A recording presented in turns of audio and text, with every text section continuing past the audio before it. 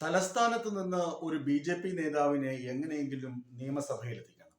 ഈ ആഗ്രഹം ബി.ജെ.പിക്കാണോ കൂടുതൽ, കോൺഗ്രസിനാണോ കൂടുതൽ എന്ന് നമ്മളിൽ ചിന്ത ഉണർത്തുന്ന തരത്തിലാണ് കോൺഗ്രസിന്റെ സ്ഥാനാർത്ഥി പട്ടികയും അതുപോലെ തന്നെ കോൺഗ്രസിന്റെ വീക്ഷണങ്ങളും പുറത്ത് വരുന്നത്. നേരത്തെ തന്നെ ആരോപണമുണ്ടായിരുന്നു, പറവൂരിൽ വി.ഡി. സതീശന് ബി.ജെ.പിക്കാര് വോട്ട് ചെയ്യും, പകരം നേമമണ്ഡലത്തിൽ രാജീവ് ചന്ദ്രശേഖരനെ എങ്ങനെയെങ്കിലും വിജയിപ്പിക്കുവാൻ കോൺഗ്രസുകാര് കിണഞ്ഞ് പരിശ്രമിക്കും എന്ന വിവാദം നേരത്തെ തന്നെ കത്തിയിരുന്നു.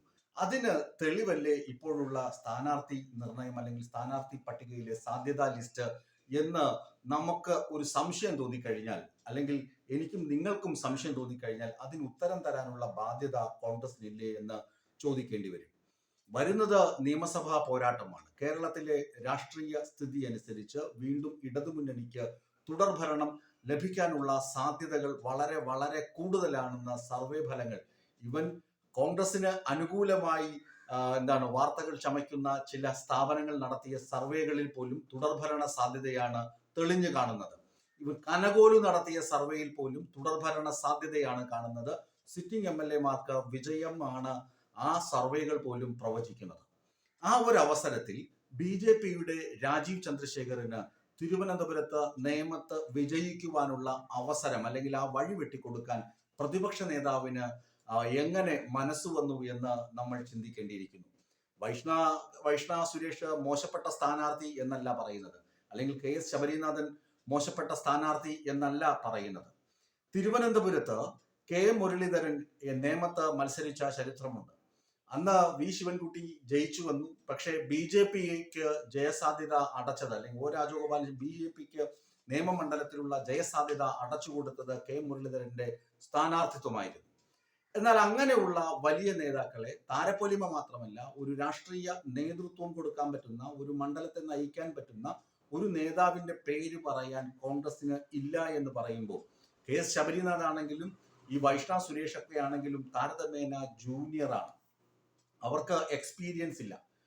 ഇക്കുറി എന്തുകൊണ്ട് രാജീവ് ചന്ദ്രശേഖരനെ പരീക്ഷിച്ചുകൂടാ എന്ന നേമത്തെ കോൺഗ്രസ്സുകാര് ചിന്തിച്ചു കഴിഞ്ഞാൽ അത് അവരെ കുറ്റം പറയാൻ പറ്റില്ല. വൈഷ്ണയുടെ കാര്യം നമുക്കറിയാം. കൗൺസിലർ ആകുമ്പോൾ CPM-ന്റെ അല്ലെങ്കിൽ അന്നത്തെ മേയറും അതുപോലെ തന്നെയുള്ള ചില ആളുകളും ഒക്കെ വൈഷ്ണയ്ക്ക് അവിടെ അഡ്രസ് ഇല്ല, അവിടുത്തെ വാർഡിലെ താമസക്കാരിയില്ല, വാർഡിൽ വോട്ടില്ല എന്നൊക്കെ പറഞ്ഞ് വിവാദം ഉണ്ടാക്കി അവസാനം മത്സരിച്ച് അതേ വാർഡിൽ തന്നെ വിജയിച്ചാണ് നഗരസഭയിൽ കൗൺസിലറായത്. ആ വൈഷ്ണയെ, KSU നേതാവായ വൈഷ്ണയെ നേമത്ത് മത്സരിപ്പിക്കാനായിരുന്നു ആദ്യ ധാരണ. കാരണം വൈഷ്ണ നേമത്ത് നിന്ന് കഴിഞ്ഞാൽ എങ്ങനെ നേമത്തെ ഇത്രയും നിയമസഭാ തെരഞ്ഞെടുപ്പ് പോലെ വലിയ പ്രാധാന്യത്തോടു കൂടിയുള്ള തെരഞ്ഞെടുപ്പിൽ വൈഷ്ണയ്ക്ക് കോൺഗ്രസ്സുകാര് വോട്ട് ചെയ്യും? ഒരിക്കലുമില്ല. നിഷ്പക്ഷമതികളായ ആളുകൾ വോട്ട് ചെയ്യും. കുറെ ചെറുപ്പക്കാരും കുറച്ചധികം വീട്ടമ്മമാരും ഒരു പക്ഷേങ്കിൽ വൈഷ്ണയ്ക്ക് വോട്ട് ചെയ്തേക്കാം. ബാക്കി ആളുകൾ നേരെ CPM വിരുദ്ധ വികാരം അല്ലെങ്കിൽ ഭരണവിരുദ്ധ വികാരം എന്നൊക്കെ പറഞ്ഞ് രാജീവ് ചന്ദ്രശേഖരന് വോട്ട് കൊടുക്കും. ഇനിയിപ്പോ KS ശബരിനാഥ് നിൽക്കുകയാണ്. KS ശബരിനാഥ് മത്സരിക്കാൻ ആദ്യം തയ്യാറായില്ല എന്നതാണ് ഏറ്റവും പ്രധാനപ്പെട്ട കാര്യം. KS ശബരിനാഥിനെ അവിടെ മത്സരിപ്പിക്കാൻ, നേമത്ത് മത്സരിപ്പിക്കാൻ കൊടുത്തിരിക്കുന്ന ഓഫറുകൾ DCCയുടെ പ്രസിഡന്റ് സ്ഥാനം നിങ്ങൾക്ക് തരും, അല്ലെങ്കിൽ ശശി തരൂര് ഇപ്പോൾ 4 തവണ ആയല്ലോ. ശശി തരൂരിന്റെ തിരുവനന്തപുരം മണ്ഡലം പാർലമെന്റ് സീറ്റിൽ നിങ്ങളെ മത്സരിപ്പിച്ച് വിജയിപ്പിക്കും. ഈ 2 ഓഫറുകൾ കൊടുത്തതിന് ശേഷമാണ് KS ശബരിനാഥ് നേമത്ത് പോയി തോൽക്കാൻ തയ്യാറാകുന്നത്.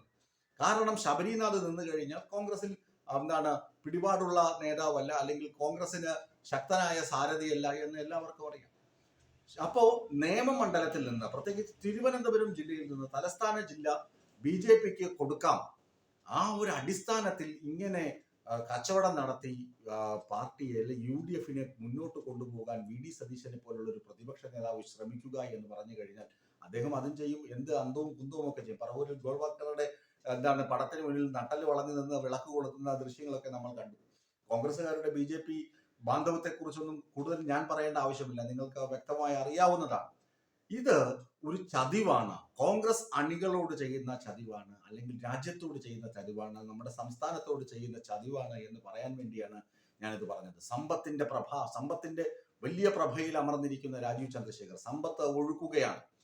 നിയമമണ്ഡലത്തിൽ അദ്ദേഹം തലസ്ഥാനത്ത് എത്തിയത് മുതൽ, BJPയുടെ സംസ്ഥാന പ്രസിഡന്റായി അവരോധിക്കപ്പെട്ടത് മുതൽ തന്നെ അദ്ദേഹം നിയമമണ്ഡലത്തിൽ പ്രചരണം ആരംഭിച്ചു കഴിഞ്ഞു. വീട് വീടാന്തരം കയറിയുള്ള പ്രചരണം, എന്താണ് അമ്പലങ്ങൾ കേന്ദ്രീകരിച്ചുള്ള പ്രചരണം, വാർഡുകൾ കേന്ദ്രീകരിച്ചുള്ള പ്രചരണം, അതൊക്കെ നടന്നു കഴിഞ്ഞു, നടന്നുകൊണ്ടേയിരിക്കുകയാണ്. അവിടെ ഒരു കരുത്തനായ സ്ഥാനാർത്ഥിയെ നിർത്താൻ പോലും UDF-ഉം കോൺഗ്രസും തയ്യാറായില്ല എന്ന് പറയുമ്പോൾ അത് പങ്ക് കച്ചവടമാണ്. പറവൂരിൽ BJP VD സതീശൻ വോട്ട് ചെയ്യുമ്പോൾ തിരുവനന്തപുരത്ത് നേമത്ത് കോൺഗ്രസുകാർ ഒന്നടങ്കം രാജീവ് ചന്ദ്രശേഖരന് വോട്ട് ചെയ്യുകയും ബലിയാടാകാൻ വേണ്ടി ഒരാളെ കൊണ്ട് നിർത്തുന്നു, KS ശബരിനാഥ് അല്ലെങ്കിൽ വൈഷ്ണവ് സുരേഷിന്റെ പേര് ഇപ്പോൾ കേൾക്കുന്നില്ല. KS ശബരിനാഥിനെ ബലിയാടാക്കുന്നു.